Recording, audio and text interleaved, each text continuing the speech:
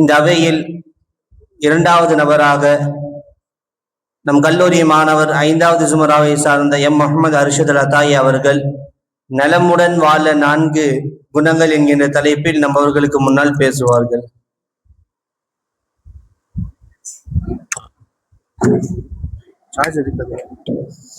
அஸ்ஸலாமு அலைக்கும் வரஹ்மத்துல்லாஹி வபரகாத்துஹு. அல்ஹம்துலில்லாஹி ரப்பில் ஆலமீன் வல் ஆகிபத்து லில் முத்தகீன். அஸ்ஸலாத்து வஸ்ஸலாமு அலா ரசூலில் கரீம் வலா ஆலிஹி வஸஹாபிஹி அஜ்மஈன். அம்மா பஅத், ஃபக்கத் क़ால அல்லாஹு தஆலா ஃபில் குர்ஆனில் கரீம் வ ஃபில் குர்ஆனில் மஜீத் இன்னக லஅலா குலுகின் அலீம். ஸதகல்லாஹுல் அஸீம். وقال أيضا قال نبينا صلى الله عليه وسلم أكمل المؤمنين إيمانا أحسنهم خلقا. صدق رسول النبي الكريم. புகழ் அனைத்தும் வல்லோன் அல்லாஹ் ஜல்ல சுப்ஹானஹு வ தஆலா உரித்தாகட்டுமாக. மேலும் அவனுடைய தூதர் சர்தார் ஸல்லல்லாஹு அலைஹி வஸல்லம் அன்னாரின் மீதும் அன்னாருடைய வாழ்க்கையை பின்பற்றி வாழ்ந்து மறைந்த உத்தம சத்திய சஹாபாக்கள், தாபிஈன்கள், தபா தாபிஈன்கள், நாதாக்கள், சுஹதாக்கள், அவுலியாக்கள், குறிப்பாக நல்லது மஜ்லிஸில் அமர்ந்திருக்கும் உங்களின் மீதும் என் மீதும் அல்லாஹ்வின் ஸலாத்தும் ஸலாமும் ஸல்லல்லாஹு அலைஹி வஸல்லம் அன்னாரின் துஆ பரக்கத்தும் நம்ம எல்லாம் வந்து சேரட்டுமாக. ஆமீன். அல்ஹம்துலில்லாஹ்.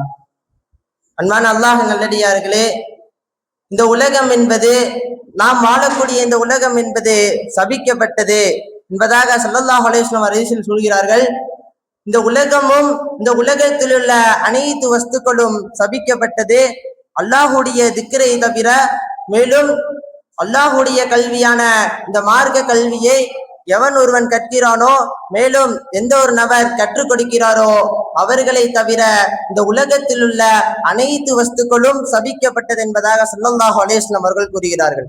அப்பொழுது நம்முடைய வாழ்க்கை என்பது இந்த உலகத்திலே எவ்வாறு இருக்க வேண்டும், நம்முடைய வாழ்க்கை முறைகளை நாம் எவ்வாறு இந்த உலகத்திலே அமைத்துக் கொள்ள வேண்டும், இந்த உலகத்திலே நாம் வாழ்கின்ற தருணத்தில் எவ்வாறாக அமல் செய்து நாளை மறுமையிலே நாம் வெற்றி அடைய வேண்டும் என்பதாக நம்முடைய வாழ்க்கை வழிமுறைகளை நாமே திட்டமிட்டுக் கொள்ள வேண்டும். ஸல்லல்லாஹு அலைஹி வஸல்லம் அவர்கள் சொல்கிறார்கள், இந்த உலகத்தை பற்றி சொல்கிறார்கள், இந்த உலகம் என்பது எப்படிப்பட்டது தெரியுமா? ஒரு நபர் தன்னுடைய இலக்கை நோக்கி செல்கின்ற பொழுது அவருக்கு களைப்பாக இருக்கின்ற பொழுதிலே எவ்வாறு அவர் ஒரு நிழலுள்ள மரத்திலே தான் ஓய்வெடுப்பதற்காக அந்த நிழலுள்ள மரத்தை பயன்படுத்துகிறாரோ, அதே போன்றுதான் நம்முடைய இலக்கை நோக்கி நாம் செல்கின்றோம். அதாவது நம்முடைய மரணத்தை நோக்கி நாளை அல்லாஹ் ஜல்ல சுப்ஹானஹு வ தஆலா அவனை சந்திப்பதை நோக்கி நாம் செல்லுகின்ற நிலையிலே இந்த உலகத்தை நம்மளுக்கு ஒரு பரீட்சை மையமாக மாற்றி தந்திருக்கிறான் அல்லாஹ். அந்த உலகத்திலே நாம் எவ்வாறு வாழுகின்றோமோ நாளை மறுமையிலே நாம் அவ்வாறாக அல்லாஹ் இடத்தில் எழுப்பப்படுவோம். அப்படி இருக்கின்ற பொழுதினிலே இமாம் பெருமக்கள் நம் அவர்களுக்கு ஒரு 4 நல்ல குணங்களை நம் அவர்களுக்கு போதித்து தருகிறார்கள். அதிலே முதலாவதாக இமாம் பெருமக்கள் நம் அவர்களுக்கு கூறுகிறது, அமானிதத்தை பேணி நடக்க வேண்டும். ஏனென்று சொன்னால் அல்லாஹ் ஜல்ல சுப்ஹானஹு வ தஆலா குர்ஆனிலே கூறுகின்றான், இன்னல்லாஹ யஅமுருக்கும் அன் துஅத்துல் அமானாத்தி இலா அஹ்லிஹா.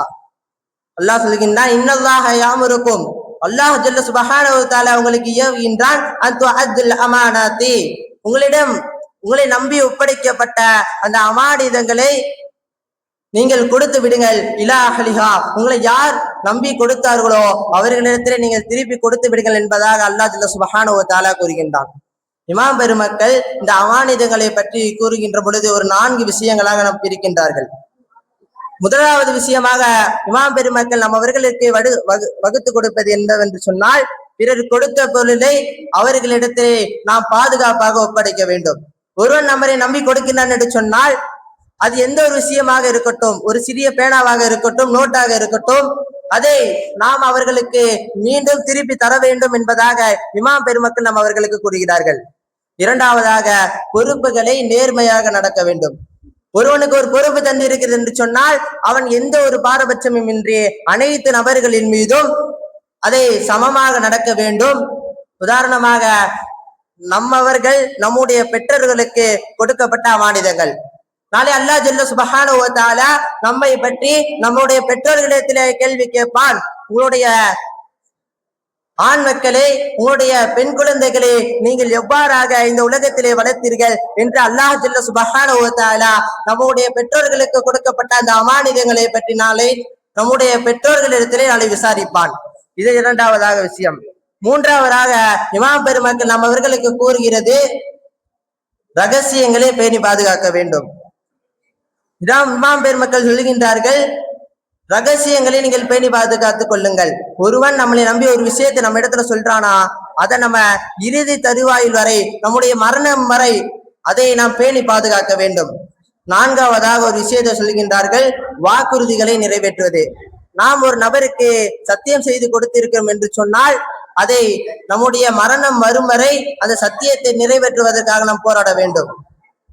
ஸல்லல்லாஹு அலைஹி வஸல்லம் அவர்கள் ஹதீஸில் சொல்கிறார்கள், அத்தில் அமானாத்தி இலா மன் யதமனக, உங்களை நம்பி ஒப்படைக்கப்பட்ட அந்த அமானிதங்களை யார் உங்களுக்கு ஒப்படைத்தார்களோ, யார் உங்களுக்கு அதை அமானிதமாக உங்களுக்கு தந்தார்களோ அதை நீங்கள் அவர்களிடமே ஒப்படைத்து விடுங்கள், அதிலே நீங்கள் மோசடி செய்து விடாதீர்கள் என்பதாக ஸல்லல்லாஹு அலைஹி வஸல்லம் அவர்களும் அல்லாஹ் ஜல்ல சுப்ஹானஹு வ தஆலா அவனும் நம்மவர்களுக்கு ஏவி இருக்கின்றான் என்று சொன்னால், இந்த அமானிதங்களை பேணக்கூடிய விஷயத்திலே நம்ம அவர்களுடைய நிலை எவ்வாறாக இருக்கிறது என்று நாம் சற்று சிந்தித்து பார்க்க வேண்டும்.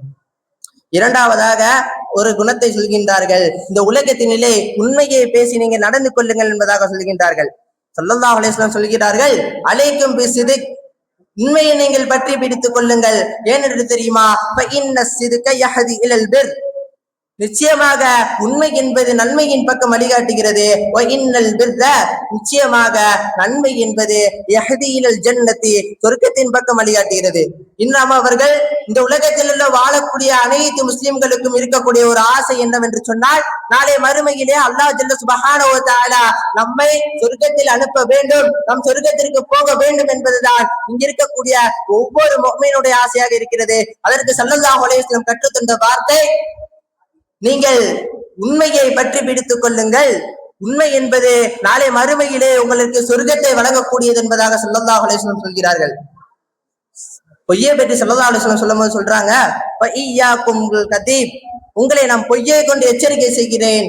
ஏன் தெரியுமா, ஃபஇன்னல் கதீப இலல் ஃபுஜூர், நீங்கள் எப்பொழுதெல்லாம் பொய் பேசுகிறீர்களோ அப்பொழுதெல்லாம் நீங்கள் பாவம் செய்கிறீர்கள். ஃபஇன்னல் ஃபுஜூர யஹ்தி இலன் நார், ஒவ்வொரு பாவமும், நீங்கள் பேசக்கூடிய ஒவ்வொரு பொய்யும் உங்களை நாளை மறுமையிலே நரகத்திற்கு தள்ளிவிடும் என்பதாக ஸல்லல்லாஹு அலைஹி வஸல்லம் அவர்கள் சொல்லுகிறார்கள். இவர்கள் சொல்லுகின்ற ஹதீஸை இமாம் புகாரி ரஹ்மத்துல்லாஹி அலைஹி அவர்கள் பதிவு செய்கிறார்கள்.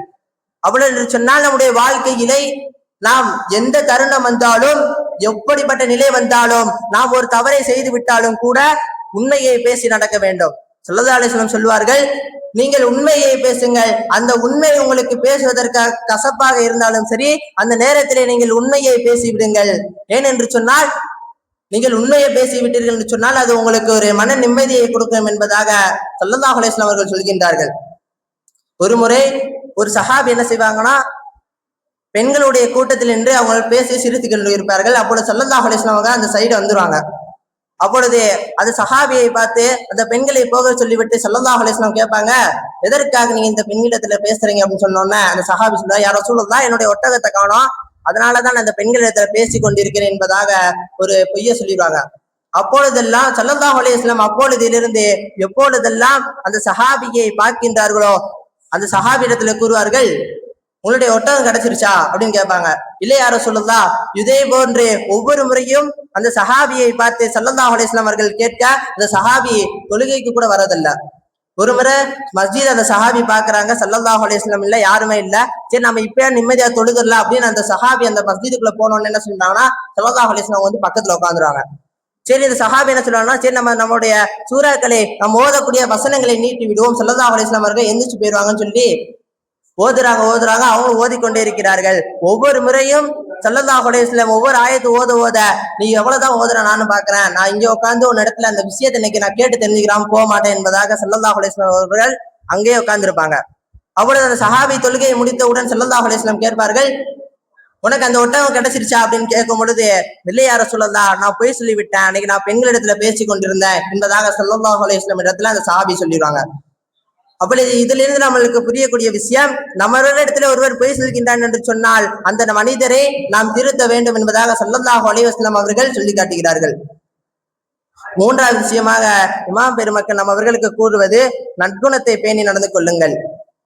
இந்த உலகத்திலே ஒரு முஃமின் வாழுகின்றான் என்று சொன்னால் அவனுடைய ஆசை என்பது நாளை மறுமையிலே நம்ம எவ்வாறாக இருப்போம், நம்முடைய நிலை என்னதாக இருக்கும், நாளைக்கு நம்மளுக்கு சொர்க்கமா நரகமா என்று அவனுடைய ஒவ்வொரு நொடியும் அவன் பயப்பட வேண்டும். ஸல்லல்லாஹு அலைஹி வஸல்லம் சொல்றாங்க, நம்மளுடைய ஈமான் எப்படிப்பட்டதுன்னா,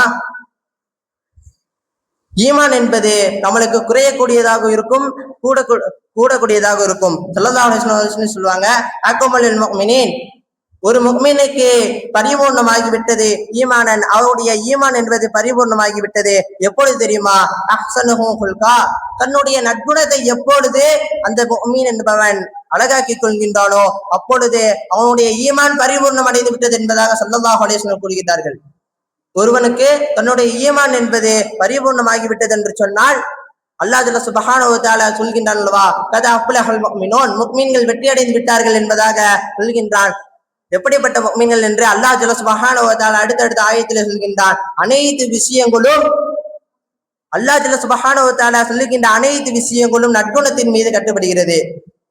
அல்லாஹ் ஜல்ல சுப்ஹானஹு வ தஆலா சொல்கின்ற அந்த வெற்றி என்பது இந்த உலகத்தில் மட்டுமல்ல, நாளை மறுமையிலும் முஃமின்கள் வெற்றி அடைந்து விடுவார்கள். அதற்கு ஸல்லல்லாஹு அலைஹி வஸல்லம் அவர்கள் காட்டி தந்த வழிமுறை, உங்களுடைய நற்குணத்தை நீங்கள் அழகாக்கி கொள்ளுங்கள். யாரிடத்திலே பேசுகிறீர்கள் என்று சொன்னால் நீங்கள் அவர்களிடத்திலே மரியாதையாக பேசுகிறீர்கள், சிறுவர்களிடத்திலே பேசுகிறீர்கள் என்று சொன்னால் பணிவாக பேசுங்கள் என்பதாக ஸல்லல்லாஹு அலைஹி வஸல்லம் அவர்கள் பல்வேறுபட்ட விஷயங்களை நம் அவர்களுக்கு கூறுகிறார்கள். இன்று நம்முடைய மார்க்கமும் அதை போதிக்கிறது. மற்ற மார்க்கத்தில் நீங்கள் பார்த்தீர்கள் என்று சொன்னால் அதையெல்லாம் விட்டுவிட்டு நற்குணங்களே இல்லாத மார்க்கமாக இருக்கிறது. ஸல்லல்லாஹு அலைஹி வஸல்லம் அவர்கள் ஒரு மனிதன் எவ்வாறு சிறுநீர் கழிப்பது, மேலும் எவ்வாறாக ஒரு அரசாட்சி செய்வது முதல் அனைத்து விஷயங்களும் நற்குணத்திலே ஸல்லல்லாஹு அலைஹி வஸல்லம் அவர்கள் சொல்லிவிட்டார்கள். அன்றைய அரபியர்கள் எவ்வாறாக இருந்தார்கள் என்று நம்ம அவர்கள் எல்லாம் அறிவோம்.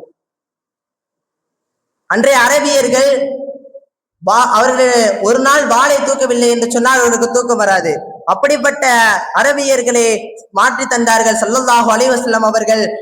என்னுடைய சஹாபியை யார் பின்பற்றுகிறாரோ அவர் நிச்சயமாக சுவனத்தை அடைந்து விடுவார், நேர்வழி அடைந்து விடுவார் என்பதாக மாற்றுகின்ற அளவிற்கு ஸல்லல்லாஹு அலைஹி வஸல்லம் அவர்கள் அவர்களுக்கு நசீஹத்தையும் நல்ல நற்குணங்களையும் கற்றுத் தந்தார்கள். இறுதியாக ஸல்லல்லாஹு அலைஹி வஸல்லம் அவர்கள் ஒரு ஹதீஸில் கூறுகிறார்கள், இன்ன மின் அஹப்பிக்கும் இலைய அஹ்ஸனுக்கும் அஹ்லகா, உங்களில் எனக்கு மிக பிரியமானவர் யார் தன்னுடைய நற்குணங்களை அழகாக்கி கொள்கிறாரோ அவர்தான் உங்களில் எனக்கு மிக பிரியமானவர் என்பதாக ஸல்லல்லாஹு அலைஹி வஸல்லம் அவர்கள் சொல்கின்றார்கள். இறுதியாக நான்காவதாக இமாம் பெருமக்கள் நம்ம அவர்களுக்கு சொல்கிறது, இந்த உலகத்தினுடைய ஆசையை விட்டு விடுங்கள். ஒரு முஃமின் என்றவன் இந்த உலகத்தினுடைய ஆசையை விட்டுவிட்டு எவன் நாளை மறுமைக்கு அவன் அமல் செய்கிறானோ அவன்தான் உண்மையான அறிவாளி என்பதாக ஸல்லல்லாஹு அலைஹி வஸல்லம் அவர்கள் சொல்வார்கள். ஸல்லல்லாஹு அலைஹி வஸல்லம் இந்த உலகத்தினுடைய ஆசையை விட்டுவிடு, அல்லாஹ் ஜல்ல சுப்ஹானஹு வ தஆலா உன்னை பிரியப்படுவான் என்பதாக ஸல்லல்லாஹு அலைஹி வஸல்லம் சொன்னார்கள். அன்றைய சஹாபாக்கள் தன்னுடைய செல்வங்களை இந்த இஸ்லாத்திற்காக வாரி வழங்கியதற்கு காரணம் அவர்களுக்கு இந்த உலகத்தினுடைய ஆசை இல்லை. அல்லாஹ் ஜல்ல சுப்ஹானஹு வ தஆலா இந்த உலகத்தை நம்மை சோதிப்பதற்காக இந்த உலகத்தை அழகாக மாற்றினான். அதில் பல சோதனைகளை நம் அவர்களுக்கு தந்தான். எதற்காக தெரியுமா? நம்முடைய ஈமான் எவ்வாறாக இருக்கிறது என்பதாக சோதிப்பதற்காக. ஆக இந்த உலகம் என்பது அனைத்து விஷயங்களின் மீதும் அழகாக ஒரு அழகிய விஷயமாக நம்ம அவர்களுக்கு காட்டப்படுவதன் காரணம் நம்மை அல்லாஹ் ஜல்ல சுப்ஹானஹு வ தஆலா சோதிப்பது. மேலும் சஹாபாக்களுடைய வாழ்க்கையை நாம் பின்பற்றோம் என்று சொன்னால் நம் அவர்கள் நேர்வழி அடைந்து விடுவோம். காரணம், அவர்களுக்கு இந்த உலகத்தினுடைய எந்த ஒரு ஆசையும் கிடையாது. நாளை மறுமையிலே நம்முடைய இறைவனான அல்லாஹ் ஜல்ல சுப்ஹானஹு வ தஆலா அவனிடத்திலே நிற்கின்ற பொழுதிலே நம் அவர்கள் வெற்றி பெற்ற முஃமின்களாக, நாளை சுவனத்தில் செல்லக்கூடிய முஃமினாக நாம் இருக்க வேண்டும் என்பதற்காக அவர்களுக்கு இந்த உலக ஆசையை அவர்கள் விட்டு விட்டார்கள். ஸல்லல்லாஹு அலைஹி வஸல்லம் அவர்கள் போருக்கு ஏதாவது பொருள் கொடுத்து உதவுங்கள் என்பதாக சொல்லுகின்ற பொழுது சஹாபாக்கள் தன்னிடத்தில் உள்ள அனைத்து செல்வங்களையும் வாரி வழங்குவதற்கான காரணம் அந்த உலகத்தினுடைய ஆசையே அவர்களுக்கு கிடையாது. அதனால்தான் தன்னிடத்திலே செல்வம் இல்லை என்று சொன்னாலும் கூட நாளை மறுமையிலே இதைவிட மிகப்பெரிய செல்வமாக, இதைவிட கண்ணியமிக்க செல்வமான சொர்க்கத்தை அல்லாஹ் ஜல்ல சுப்ஹானஹு வ தஆலா எனக்கு வழங்குவான் என்று சொல்லி அவருடைய அனைத்து செல்வத்தையும் இந்த இஸ்லாத்தின் பக்கம் மாறி வழங்கினார்கள் அன்றைய சஹாபாக்கள். எனவே இனி வாழக்கூடிய காலங்களிலே இந்த 4 நற்குணங்களை கடைபிடித்து அல்லாஹ் ஜல்ல சுப்ஹானஹு வ தஆலா இடத்திலே நாளை பாவமற்றவராக நாளை ஜன்னத்துல் ஃபிர்தௌஸில் ஒன்று சேர்ந்து ஸல்லல்லாஹு அலைஹி வஸல்லம் அவர்களுடைய ஷஃபாஅத்தை பெறக்கூடிய நல்ல பாக்கியத்தை அல்லாஹ் உங்களுக்கும் எனக்கும் தந்தாரில் புரிவானாக. வ ஆகிரு தவானா அல்ஹம்துலில்லாஹி ரப்பில் ஆலமீன். அஸ்ஸலாமு அலைக்கும் வ ரஹ்மத்துல்லாஹி வ பரகாத்துஹு.